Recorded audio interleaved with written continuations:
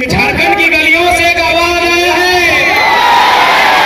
झारखंड की गलियों से एक आवाज आया है, दो नौजवानों फिर से इंकलाब आया।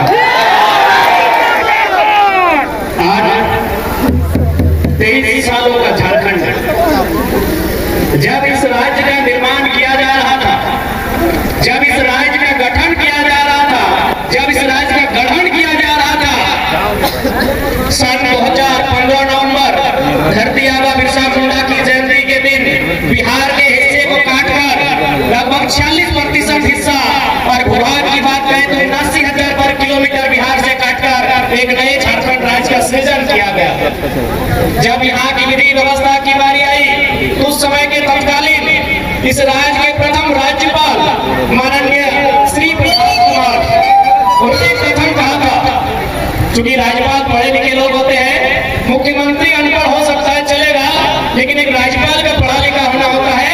उस राज्यपाल ने कहा था कि जिन संसाधनों के साथ, जिन स्थितियों के साथ झारखंड राज्य अलग हुआ है, आने वाले 20 सालों में ये भारतवर्ष का नंबर 1 राज्य होगा।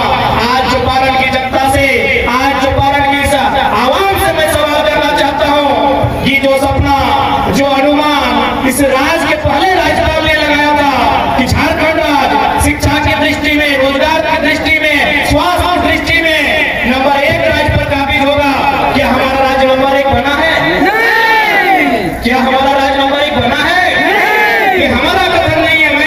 मेरी उम्र उस समय 7-8 साल होगी, 7-8 साल भी नहीं, 6 साल, मात्र 6 साल हमारी आयु थी। मेरा कथन नहीं है, ये इस राज्य के पहले राज्यपाल का कथन है कि भारत की जो मानचित्र होगा उस मानचित्र में झारखंड नंबर 1 राज्य होगा।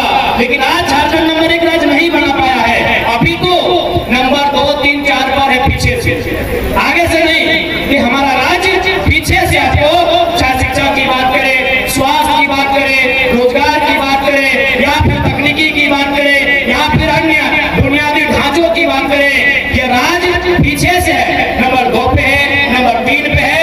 तो कारण क्या है? ये तो मानते हैं कि राज्य पिछड़ा है, लेकिन कारण क्या है? आज पिछड़ा रहने का कारण अगर हमारे पास होता, हमारे पास सुविधाएं नहीं होती, हमारे पास रिसोर्सेस नहीं होते, हमारे पास साधन संसाधन नहीं होते, उसके बाद अगर हम पिछड़े राज्य की गिनती में आते तो अपनी नीति को स्वीकार करते, अपने भाग्य को कोसते, हम स्वीकार करते कि हमारे पास साधन नहीं है।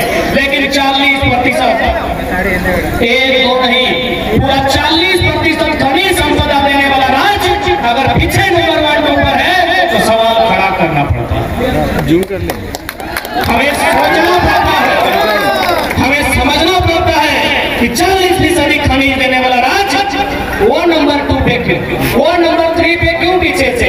हमारे पास अगर साधन संसाधन नहीं होते तो हम नियति को दोष देते, हम अपने भाग्य को कोसते कि हमारे भाग्य में नहीं है, हमारी नियति में नहीं है, हमारी तकदीर में नहीं है। लेकिन 40% हम अगर खनिज देते हैं, अगर हजारीबाग में कहीं कोयला मिलता है, जीबाग में कोयला मिलता है, बोकारो में बारूद मिलता है, कोडरमा में अभ्रक मिलता है, तो गिरिडीह में पत्थर का खदान मिलता है, और ऐसे में अगर राज्य में बेरोजगारी होगी, अगर ऐसे में राज्य अगर अव्वल नहीं होगा तो सवाल खड़ा होगा। तो अगर आज बात किया जाए कि हमारी फेलिटी कहाँ रही, 3 कारणों से हमारा राज्य फेलियर रहा, कहाँ हमसे दोष हुई, कहाँ हमसे चूक हुई, कहाँ हमसे भूल हुई। तो जैसा कि हमारे पूर्व के वक्ताओं ने कहा कि कहीं ना कहीं हमें राजनीतिक भूल हुई, हम लोग राजनीतिक चेतना को नहीं समझ पाए, हम लोग अपने मताधिकार को नहीं समझ पाए, हम डॉक्टर बाबा साहब 1 पर्सन 1 वोट 1 वैल्यू के महत्व को नहीं समझ पाए, इसलिए आज हमारा नुकसान हुआ। यदि हमें चेतना होगी, यदि हमें जागरूकता होगी, यदि हम अपने मत को लेकर जागरूक होते हैं, तो चूंकि पहले लोकसभा है, मैं लोकसभा की बात करूंगा, एक बिहार का दुनिया के यहाँ का सांसद नहीं बनता, वो तो बना ही, उसका बेटा भी सांसद बना है, और अभी भाषण देता है कि जो काम हम नहीं किए मेरा बेटा करेगा, 3 गो पीढ़ी का ठिका लेकर।